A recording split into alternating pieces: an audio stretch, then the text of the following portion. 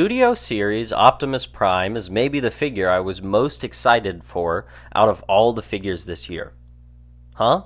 Okay, sorry, I meant Studio Series 86 Optimus Prime. I tell you, that pre-order was in fast.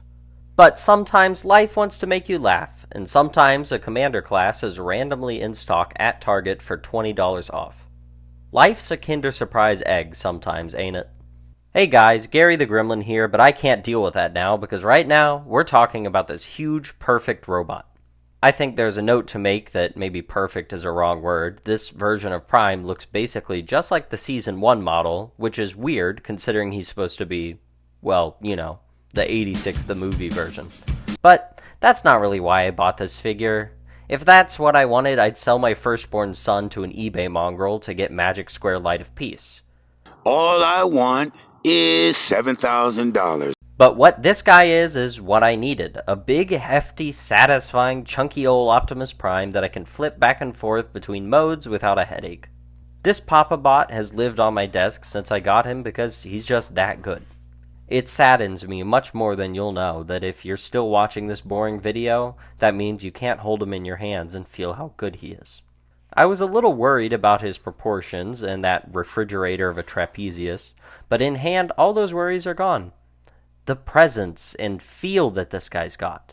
Some sort of power. Some sort of... Nope, cut that out. This video is not going to get more than 300 views, so monetization isn't really a care. But I still don't want to be blocked in 13 countries, so nope, none of that. Yeah, that backpack is still a little ugly, but as they say, the camera adds 10 pounds. In this case, it looks more like 55, but nevertheless, it doesn't bother me that much. I guess, in my eyes, Optimus Prime has always been a bit of a big back. That's what the kids are saying these days, right? Huh? Look at him in this frame, or in this panel. He's seriously large. What this figure really nails in robot mode is the proportions and colors. The transformation allows for some subtle curves and bends to his silhouette that the usual Generations figure can't get. That's what your $90 gets you in this case, that and a kitchen drawer full of accessories. He comes with so much crap. Blast effects, trailer, matrix, gun, and... oh, wait, that was all. Just kidding. More blast effects, an axe, roller, and his anti-aircraft gun. Saying all that, it sounds like a lot, but you know, actually looking at it there in the designated review zone, it doesn't seem like a lot. If anything, a little Spike minifigure would have been amazing. The anti-aircraft gun has this cockpit, but no figure to go in it. When opening up the trailer, you've got two options. Either these itty-bitty legs or these massive outriggers. Roller is very cute, and even has enough space for a cheeky little Titan Master.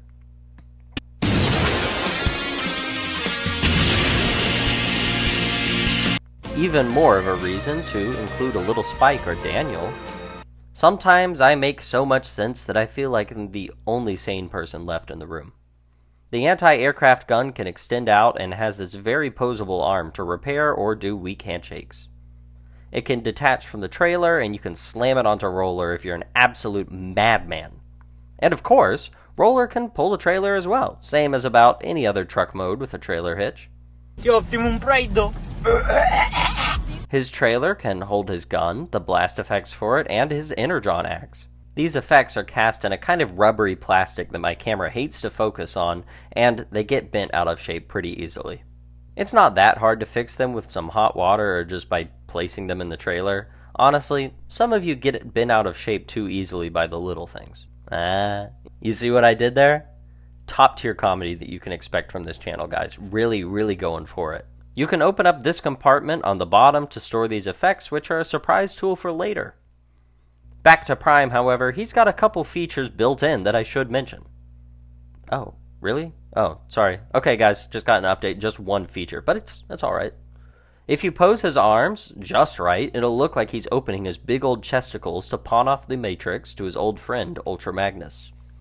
I call BS, because if they're such good friends, where was Magnus in seasons 1 through 2, huh?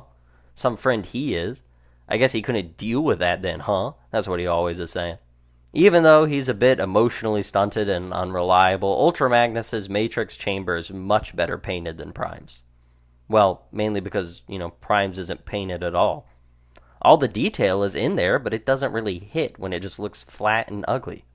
Top that off with this panel that's an ugly soapy gray color, and yeesh, let's move on. Articulation on Prime is good, much better than many other figures, but also not amazing.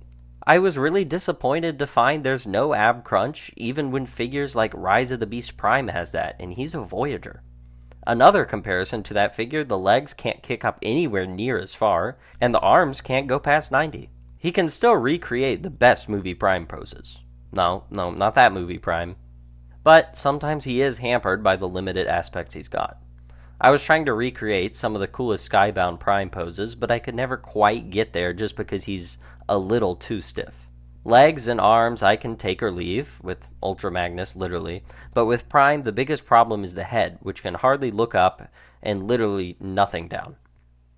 That's a real shame because this guy is big with a capital B-I-G. He's a really satisfying size. He towers over other figures as Prime should. I've seen so many people complain about the size of him, worried that he's too big to fit in scale, but for me it's fine. The only figures so far I've compared him with that feel a little out of scale are Starscream, Shockwave, and Soundwave, but they all need updates anyways.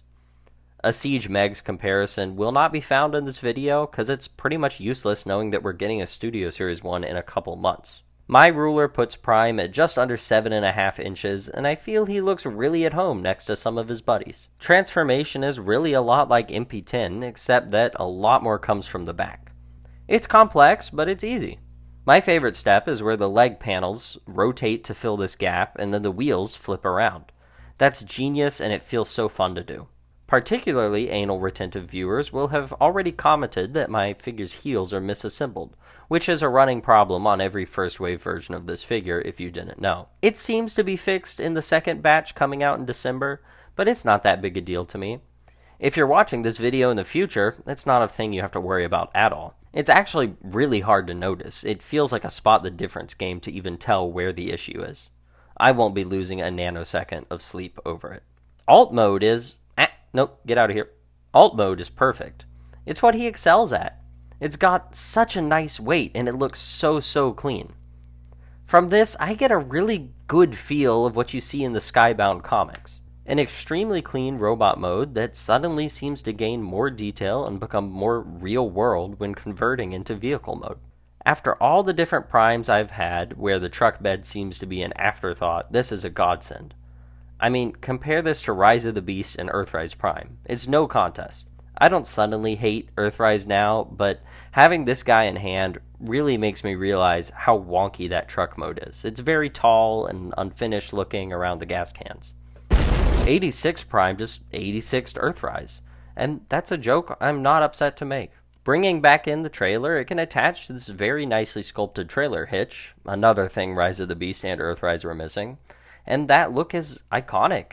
He's amazing. Opening back up the trailer, we can pull out these unique blast effects that plug into the bottom of the cab to recreate that memorable touch moment. I still can't play the song, but you can just hum it or something, I don't mind. Compared to some other alt modes, he's gigantic. I didn't expect him to be larger than Ultra Magnus, and definitely not my forearm. He's big enough that if you remove Roller and the anti-aircraft gun, you can easily fit 2 deluxe cars in there. Overall, I'm very impressed. I don't really know how to gauge what my expectations for this guy was going in, but he certainly blew them away. If you like this video, then like it. And if you want to subscribe, I'm willing, just this once, to let you do that too. Alright, bye for now, till all are one.